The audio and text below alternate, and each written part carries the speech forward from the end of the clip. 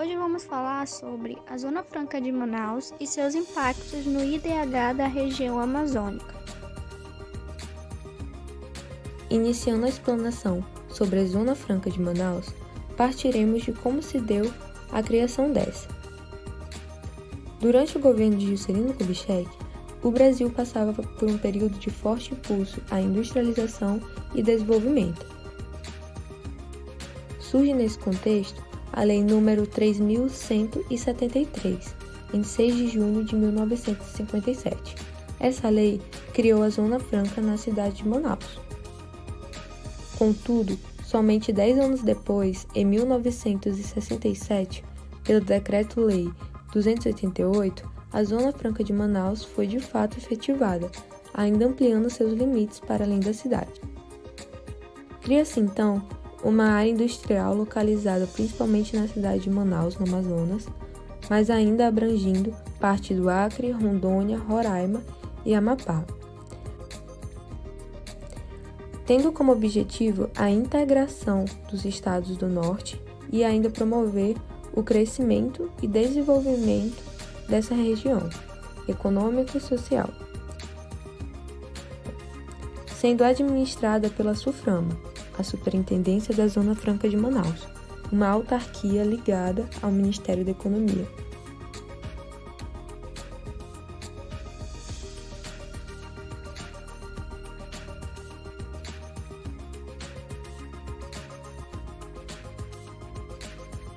A história da Zona Franca de Manaus dá início no começo dos anos 50, após o fim do ciclo da borracha, período de grandes transformações urbanas, culturais, sociais e econômicas na região.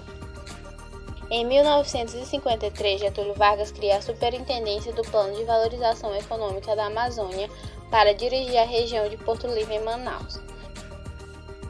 Além disso, vale destacar pontos já levantados anteriormente, tais como a criação de uma Zona Franca de Manaus em 1957, após o presidente Juscelino Kubitschek sancionar a Lei nº 3.173, sendo essa uma área que serviria como depósito e armazenamento para mercadorias.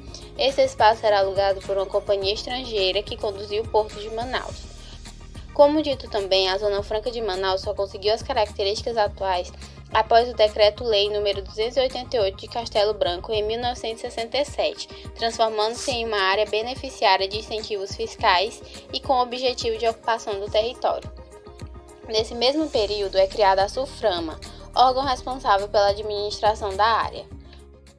Os anos 80 marcaram, pois foi a época em que tornou-se obrigatório o selo que sinalizava que os produtos haviam sido fabricados na região. Em 2014, os incentivos fiscais da Zona Franca foram prorrogados por mais 50 anos, sendo válidos até 2073. Entre 2003 a 2010, Manaus teve a maior taxa de crescimento do emprego industrial. Entretanto, a crise econômica de 2015 afetou a região, gerando cerca de 40 mil demissões, bem como quedas de produção e demanda. Segundo a SUFRAMA, em 2020, ainda com a pandemia do novo coronavírus, as fábricas instaladas na Zona Franca somaram cerca de 95,49 bilhões de reais e um saldo positivo de 4.130 novos empregos.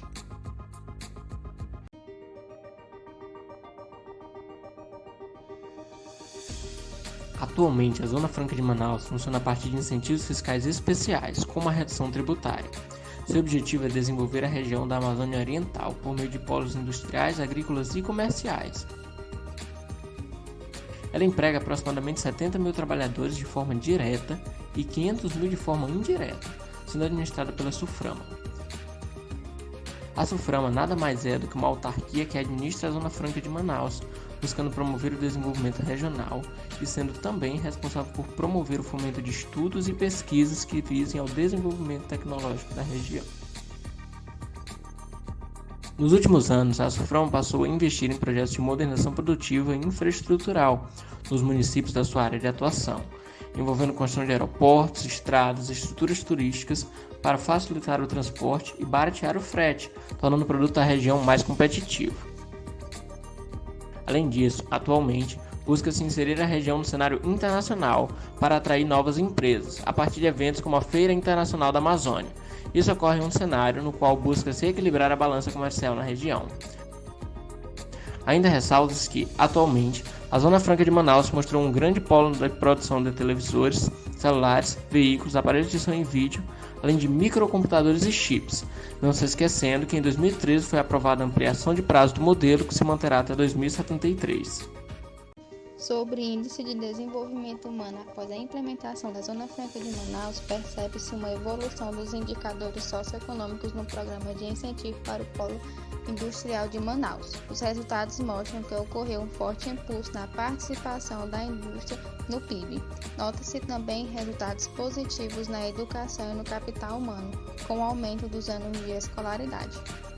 Em relação à desigualdade, o coeficiente de Gini do estado do Amazonas permaneceu ao longo das últimas 5 décadas abaixo da média nacional, superando esta a partir de 2003. Outro impacto positivo da Zona Franca de Manaus é a melhoria de infraestrutura e condições de moradia da população. Em 1981, cerca de 70% dos domicílios tinham acesso à água. Em 2015, essa proporção levantou-se para 90%. Já ao avaliar a renda do trabalho principal na indústria de transformação, percebe-se que os salários da indústria se mantiveram estáveis ao longo do tempo. O motivo desse crescimento talvez seja o fato de que, diferente das demais micro-regiões localizadas nas regiões Norte, Nordeste e Centro-Oeste, a indústria de Manaus se caracteriza pela diversidade. A segunda onda de Covid-19 em Manaus, muito mais grave do que a primeira de 2020, desestabilizou a produção da indústria da Zona Franca nesse início de ano, no momento em que as fábricas estavam a todo vapor, exceto as fábricas de alimento, bebidas, produtos de higiene pessoal e limpeza, insumos farmacêuticos e embalagem, itens que são considerados como essenciais. As demais empresas tiveram severas restrições ao funcionamento no mês passado por causa do agravamento da crise sanitária.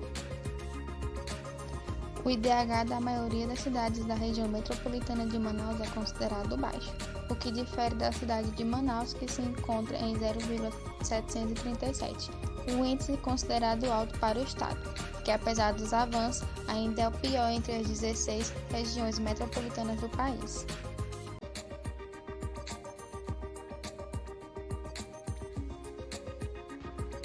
Entre os benefícios gerados pela Zona Franca de Manaus, destaca-se o desenvolvimento de um polo industrial na região, o qual apresenta cerca de 600 indústrias de alta tecnologia, gerando mais de 500 mil de empregos. Por consequência, esse desenvolvimento abriu espaço para a integração da região com o resto do país, proporcionando a diminuição da desigualdade regional, como mostra um estudo apresentado pela Fundação Getúlio Vargas, o qual demonstra que, antes da criação da zona, a renda per capita de Manaus era de 7 vezes menor que a de São Paulo, e após sua criação esse índice diminuiu para 1,8. Além disso, a fundação da Zona Franca contribuiu diretamente para o crescimento populacional da região, pois a ascensão das novas atividades econômicas exigiu uma grande quantidade de mão de obra, o que se tornou um atrativo para a parcela da população que buscava melhorias na sua qualidade de vida. Com isso, vale ressaltar a situação de Manaus, a qual teve o maior percentual de crescimento populacional do país entre os anos de 1960 e 2000. Sobre os impactos gerados na qualidade de vida, devido à fundação da Zona Franca de Manaus, destaca-se principalmente a questão da escolaridade. Estudos apontam que a média de anos de escolaridade em Manaus equivale a 7,2. Em contraste, o estado do Amazonas apresenta uma média de anos de escolaridade de 5,5. Quando se analisa a escolaridade dos trabalhadores da indústria, esses números tendem a crescer, sendo igual a 10 anos no Amazonas. A partir disso, é perceptível a importância da Zona Franca de Manaus para o desenvolvimento da região amazônica, especialmente para a capital Manaus.